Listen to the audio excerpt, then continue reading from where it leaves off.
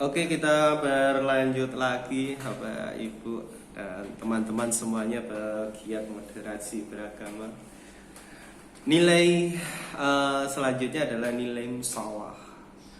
Ini terkait tentang equality for good, sama di hadapan Allah. Setiap orang mempunyai kedudukan yang sama yang di hadapan Allah gitu ya.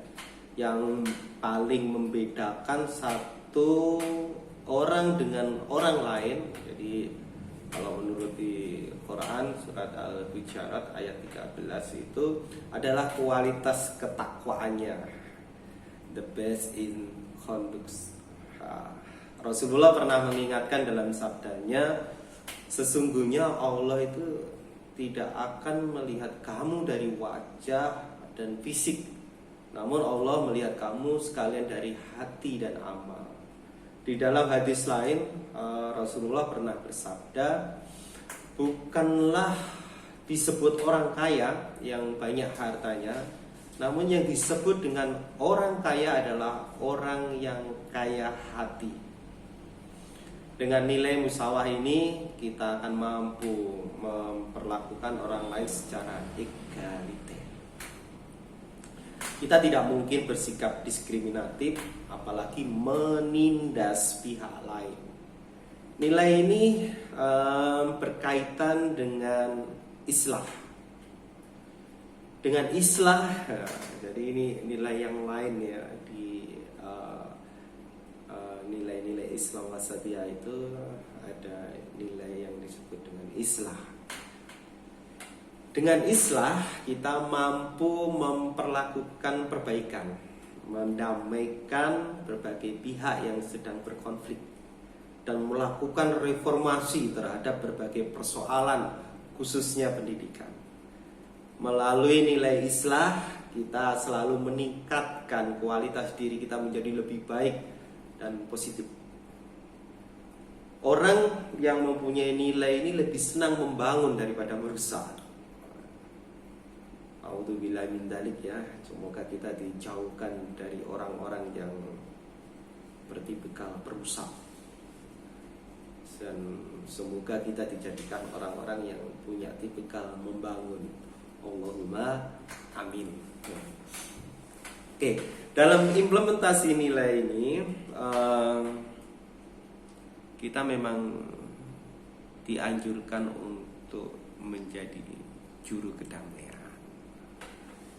Oke, nilai selanjutnya teman-teman semua di dalam Islam wasatiyah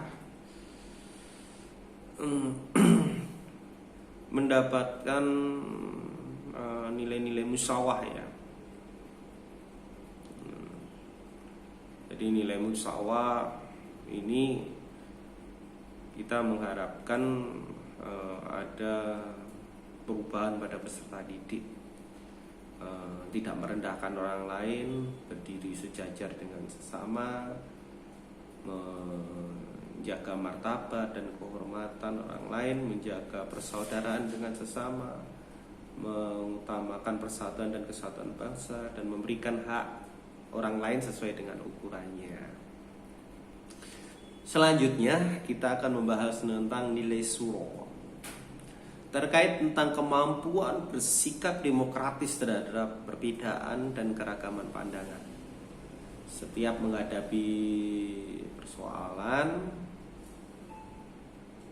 yang menyangkut hajat hidup orang banyak ya, dilakukan dengan cara musyawarah, menghargai pendapat dan gagasan orangnya terhadap persoalan tersebut. Jadi orang yang punya nilai ini tidak akan bersikap egois apalagi arogan. Nilai ini mendorong kita untuk lebih mendengar dan memahami orang lain yang berbeda.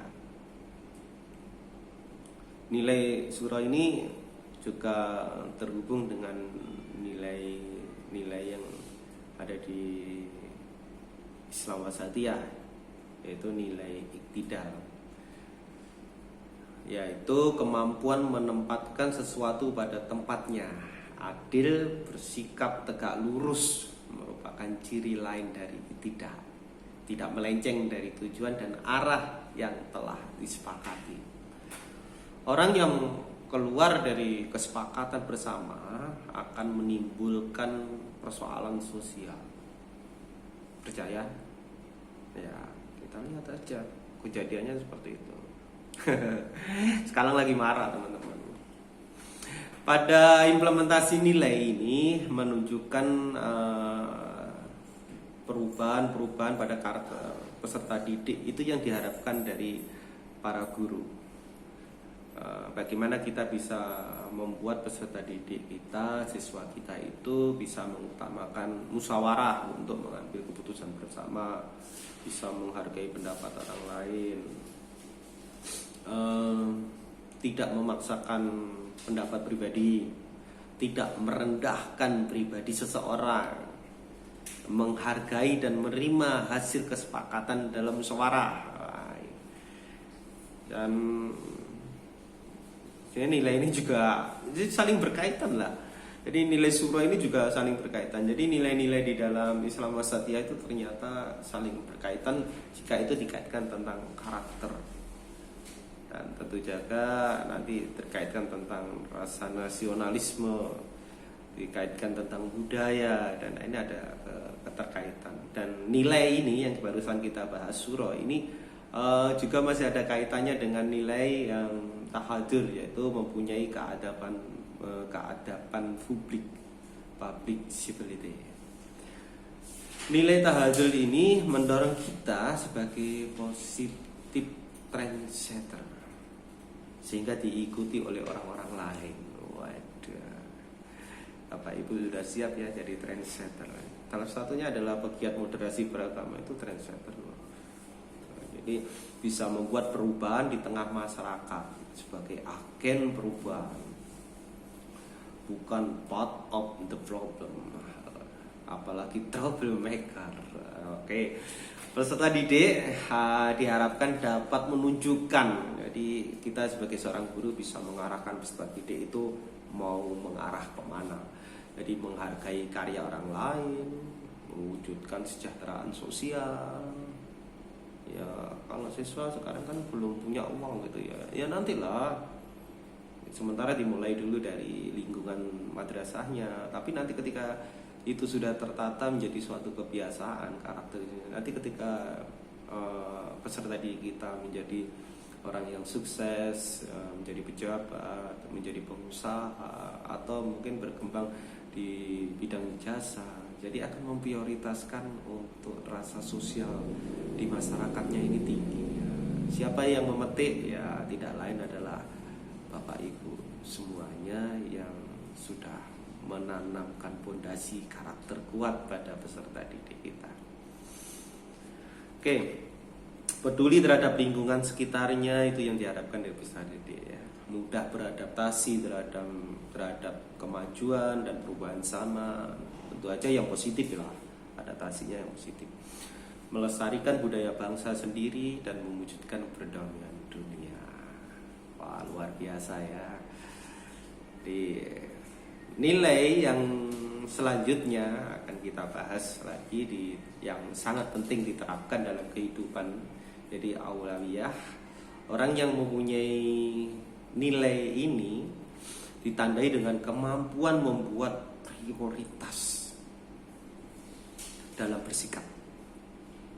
Dia mampu membuat peta, jadi mampu atau skala prioritas mana yang harus didahulukan dan mana yang tidak. Nilai ini mendorong kita mempunyai sense of urgency dan sense of crisis. Pakai bahasa Inggris. Nilai ini hanya dapat diwujudkan jika kita mempunyai tujuan hidup. Nah, saya yakin Bapak Ibu semua punya tujuan hidup kan, sama. Insya Allah saya pun juga punya. Tapi untuk mencapai tujuan hidup yang maksimal itu bagian dari proses, harus dilalui bertahap-tahap gitu ya. Dan kita tidak perlu mengenal istilah kegagalan selama itu catatannya tujuan hidup kita baik. untuk diri kita sendiri, untuk keluarga, untuk masyarakat, untuk nusa dan bangsa ini, bahkan dunia. Oke.